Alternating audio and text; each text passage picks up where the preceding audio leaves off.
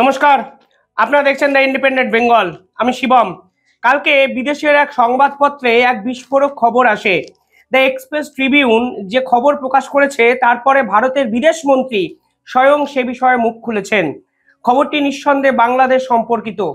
কিছুদিন আগে আমি একটি ভিডিও বানিয়েছিলাম, সেখানে আমি আপনাদের বলেছিলাম ভারতের সেনাপ্রধান যখন বাংলাদেশকে কড়া হুঁশিয়ারি দিয়েছিলেন, তারপরে বাংলাদেশ কিন্তু পাকিস্তান সেনাপ্রধানের সঙ্গে একটি মিটিং করেন। যদিও সেই মিটিং এর কোনো অফিসিয়াল তথ্য বাংলাদেশের পক্ষ থেকে কিন্তু প্রকাশ করা হয়নি, কিন্তু এখনকার দিনে কিছুই আর গোপন থাকে না। ফলে সেই গোপন মিটিং যখন আন্তর্জাতিক মহলে আসে, তখন ভারত, পাকিস্তান, বাংলাদেশ এবং সর্বোপরি ডোনাল্ড ট্রাম্পের আমেরিকা নিজেদের মতো গুটি সাজাতে শুরু করে। কেন আমি ডোনাল্ড ট্রাম্পের আমেরিকাকে নিয়ে এলাম এই প্রতিবেদনে, আপনারা ভিডিওটি শেষ অবধি দেখলে কিন্তু নিঃসন্দেহে বুঝতে পারবেন। অত্যন্ত প্রয়োজনীয় একটা ভিডিও, কারণ স্বয়ং ভারতবর্ষের বিদেশ মন্ত্রী ডক্টর জয়শঙ্কর পুরো ঘটনায় সরাসরি মুখ খুলেছেন, পাকিস্তানকে নিয়ে কিছু কথা বলেছেন এবং সম্প্রতি পাকিস্তান এবং বাংলাদেশের যে সম্পর্ক আন্তর্জাতিক স্তরে প্রতিষ্ঠিত হচ্ছে, তার ফলে কিন্তু আন্তর্জাতিক একাধিক বিশেষজ্ঞ এ বিষয়ে বিভিন্ন মন্তব্য প্রকাশ করেছেন।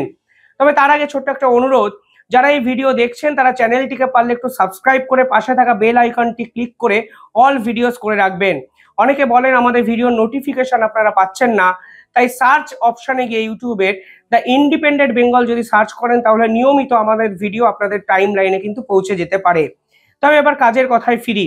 কালকে দ্য এক্সপ্রেস ট্রিবিউন একটি খবর প্রকাশ করে।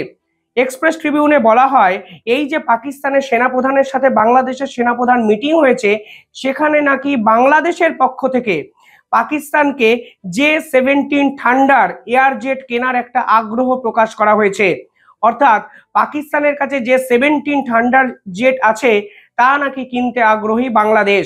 এবার সমস্যাটা হলো, হঠাৎ করে বাংলাদেশ পাকিস্তানের সঙ্গে যে সম্পর্ক বিল্ড আপ করেছে তা আমরা আগেই জেনেছিলাম, কিন্তু কেন কিসের জন্য এই ধরনের যুদ্ধ বিমান কিনতে পাকিস্তানের থেকে চাইছে এবং বর্তমান পরিস্থিতিতে পাকিস্তান কতটা এই J-17 থান্ডার জেট ইউনেসের হাতে তুলে দেবে, সেটাই কিন্তু একটা বড় প্রশ্ন।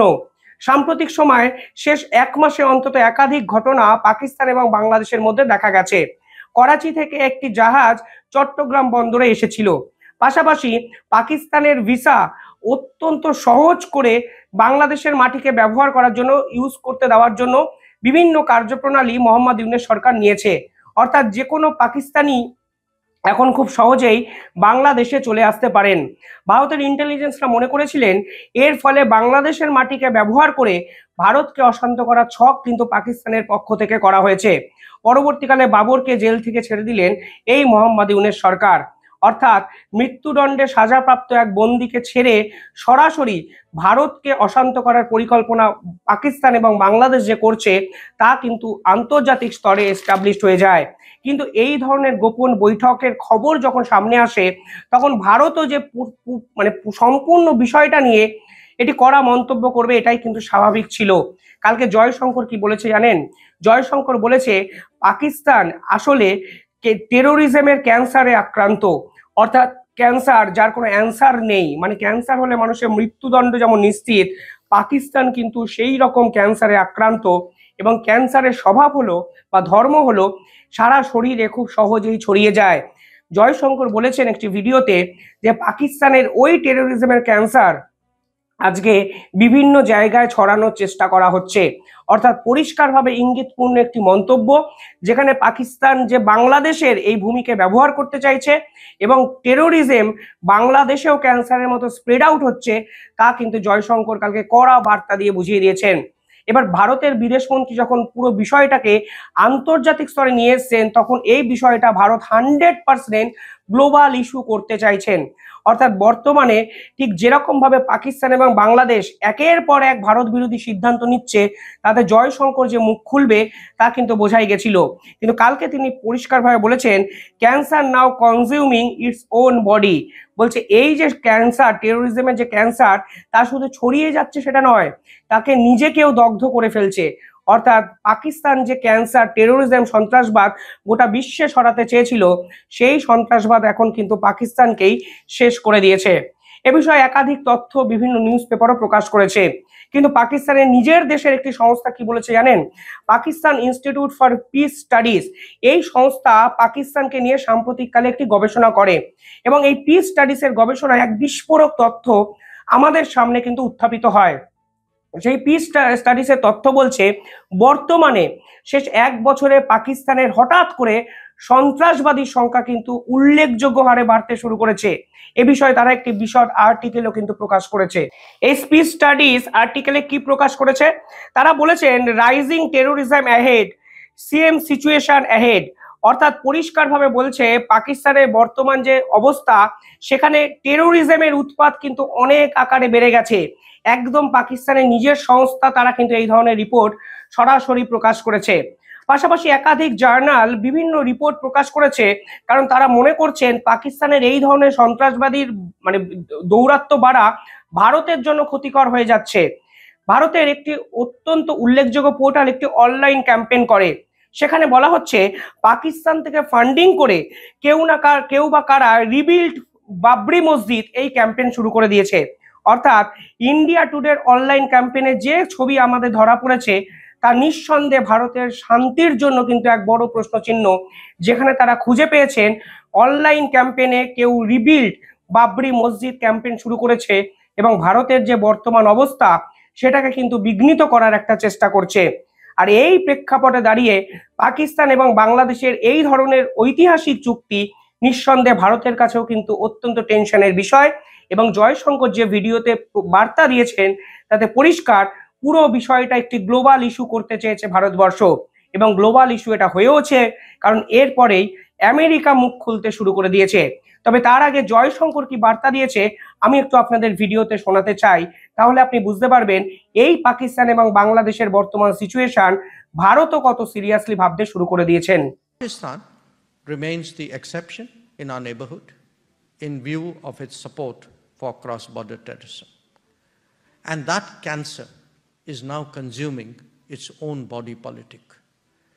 Obviously, the entire subcontinent has a shared interest in Pakistan abjuring that approach.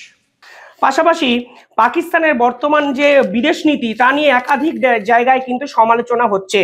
বিশ্বের অন্যতম বড় একটি পোর্টাল বলছেন এই তালিবান ইস্যু বর্তমানে পাকিস্তানের যে বিদেশ নীতি তার সম্পূর্ণ ব্যর্থ একটা চেহারা দিতে বাধ্য হয়েছে। কারণ আমি বলছি 2020 এবং 21-এ পাকিস্তান যখন এই তালিবানকে সাপোর্ট করে তখন কিন্তু তারা কার্যত আফগানিস্তানের গণতান্ত্রিক সরকারের বিরোধিতা করেছিল। কিন্তু বর্তমানে দেখুন গণতান্ত্রিক একটা সরকারকে সরিয়ে যে তালিবানকে পাকিস্তান প্রশ্রয় দিয়েছিল সেই তালিবানই এখন বর্তমানে পাকিস্তানের সব থেকে বড় শত্রু। অর্থাৎ দেশের আভ্যন্তরীণে বিএলএ অর্থাৎ বালুচিস্তান লিবারেশন আর্মি, অন্যদিকে টিটিএ মানে তালিবানরা কার্যত পাকিস্তান সরকারের পতন কিন্তু সুনিশ্চিত করছে। আর এই প্রেক্ষাপটে দাঁড়িয়ে পাকিস্তান চাইছে দক্ষিণ পূর্ব এশিয়ায় বাংলাদেশের সঙ্গে সম্পর্ক ভালো করতে এবং বাংলাদেশকে একটি মৌলবাদী সন্ত্রাসবাদীর আক্রা বানাতে, যেন ভবিষ্যতে তারা বাংলাদেশের মাটিকে বিভিন্ন রকম অসামাজিক কাজকর্মে ব্যবহার করতে পারে। আর এই প্রেক্ষাপটে জয়শঙ্করের এই বার্তার পর কালকে আমেরিকার একটি মুখপাত্রকে প্রশ্ন করা হয়েছিল আপনাদের সাথে পাকিস্তানের সম্পর্কটি কেমন থাকবে। আর আমেরিকা সম্পূর্ণভাবে 180 ডিগ্রি পাল্টে কি বলেছে জানেন? বলেছেন এই পাকিস্তান কখনোই নন ন্যাটো অ্যালায়েন্সের স্টেটই ছিল না। অর্থাৎ এই পাকিস্তানকে আমেরিকা কখনো টেকনিক্যালি সাপোর্টই করেনি। অর্থাৎ সমস্ত ইতিহাস মুছে দিয়ে পাকিস্তানের সঙ্গে সম্পর্ক ছিন্ন করে জো বাইডেনের আমেরিকা বর্তমানে সমস্ত কিছু ঝাড়া হাত পা হিসাবে আন্তর্জাতিক স্তরে নিজেদের এস্টাবলিশ করতে চাইছে। কি বলবেন? Donald Trump effect. কারণ ডোনাল্ড ট্রাম্প যেভাবে তুলসী গ্যাবট এবং কাশ প্যাটেলকে দিয়ে নিজের মন্ত্রিসভা সাজিয়েছে, ঠিক সেখানে জো বাইডেনের এই আমেরিকা এবং তার মুখপাত্র সরাসরি পাকিস্তানের সঙ্গে সম্পর্ক ছিন্ন করে আন্তর্জাতিক স্তরে পাকিস্তানকে কাল যেভাবে নগ্ন করে দিয়েছে, তারপরে নিশ্চিতভাবে বলা যায় আগামী 1-2 মাসে অন্তত পাকিস্তানের সাথে ডোনাল্ড ট্রাম্পের আমেরিকা সম্পর্ক কিন্তু আরো খারাপ জায়গায় চলে যাবে, অন্তত জয়শঙ্করের এই স্পিচের পর। পরবর্তীকালে পাকিস্তান সরকার নিজের দেশের যে প্রাক্তন মুখ্যমন্ত্রী, প্রাক্তন প্রধানমন্ত্রী বলতে পারেন ইমরান খান, তার বিরুদ্ধে কালকে আবার 14 বছরের একটি কেসে সাজা ঘোষণা করে দিয়েছে। অর্থাৎ ইমরান খানের বিরুদ্ধে এত কেস পাকিস্তানের বর্তমান সরকার খুঁজে পাচ্ছে তাতে স্পষ্টত বোঝা যাচ্ছে পাকিস্তান সরকারও কিন্তু ভীত হয়ে ভয়ে কম্পিত। তারা নিজের দেশের লিবারেশন আর্মি, অন্যদিকে তালিবান এবং ইমরান খানের দলকে কার্যত ধরাশায়ী করতে একের পর এক গুটি সাজাচ্ছে। এবং সেই প্রেক্ষাপটে দাঁড়িয়ে আমেরিকার জো বাইডেনের প্রশাসন সরাসরি বলে দিল পাকিস্তানকে আর কোনো টেকনিক্যাল সাপোর্ট নয়, আগে যা হয়েছে হয়েছে, নন নেটো অ্যালিয়ান্সের পার্ট পাকিস্তান আর নেই। এবং নতুনভাবে পাকিস্তানকে ভাবার জন্য আহ্বান কালকে জো বাইডেনের আমেরিকা করে দিল। এবং যেভাবে সম্পর্ক তলানিতে গেল সেখানে নিশ্চিতভাবে বলা যায় ডোনাল্ড ট্রাম্প এসে সম্পর্ক কিন্তু আরো অবনতির জায়গায় গিয়ে পৌঁছাবে। পাশাপাশি কালকে Donald Trump minister of affairs state তার নাম হিসাবে মার্কো রুবিরিওর নাম ঘোষণা করে দিয়েছেন। আর এই মার্কো রুবিরিওর ইতিহাস যদি দেখেন তাহলে দেখবেন ইনি সম্পূর্ণভাবে প্রো ইন্ডিয়ান একজন ব্যক্তি, অর্থাৎ সরাসরিভাবে দক্ষিণ পূর্ব এশিয়ার পলিটিক্সে নরেন্দ্র মোদীর সঙ্গে সম্পর্ক ভালো করতে চাইছেন ডোনাল্ড ট্রাম্প। অন্তত মার্কো রুবিওর মতো স্বরাষ্ট্রমন্ত্রী নিযুক্ত করে সেই বার্তা কিন্তু কালকে ভারতকে দেওয়া হয়েছে। ডোনাল্ড ট্রাম্প দায়িত্ব নেবেন 20শে ফেব্রুয়ারি 2025, আর তার পরের দিনই কোয়াডের একটি মিটিং হবে আমেরিকায়, যেখানে ভারতকে রিপ্রেজেন্ট করবেন জয়শঙ্কর। এবং তার কিছুদিন পরে একটা অল ওভার মাস কোয়াড সামিট কিন্তু ভারতবর্ষে অনুষ্ঠিত হবে। আর সেই সামিটেই কিন্তু ভারতে আসতে চলেছেন ডোনাল্ড ট্রাম্প। অর্থাৎ দক্ষিণ পূর্ব যে পলিটিক্যাল সিনারিও তা কিন্তু 2025-এ গ্র্যান্ড কোয়াড সামিটে ভারত থেকেই রচনা হবে, যেখানে নরেন্দ্র মোদী এবং ডোনাল্ড ট্রাম্প একই সঙ্গে পার্টিসিপেট করবেন। আর তার আগের দিনই আমেরিকা কার্যত পাকিস্তানের উপর থেকে হাত তো তুলেই নিল, উল্টে পাকিস্তান এবং বাংলাদেশের এই সম্পর্ক নিয়ে কড়া বিবৃতি দিলেন ভারতবর্ষের বিদেশমন্ত্রী ডক্টর জয়শঙ্কর। সব মিলিয়ে দক্ষিণ এশিয়ার পলিটিক্সে বাংলাদেশ এবং পাকিস্তান ক্রমশ একঘরে হওয়া কার্যত সময়ের অপেক্ষা। এবং জয়শঙ্কর এবং আমেরিকার সঙ্গে সম্পর্ক যেভাবে প্রতিষ্ঠিত হয়েছে সাম্প্রতিক সময়ে, এর ফলে পাকিস্তান এবং বাংলাদেশকে কার্যত দক্ষিণ এশিয়ার পলিটিক্স থেকে উড়িয়ে দেওয়া সেটাও হয়তো সময়ের অপেক্ষা।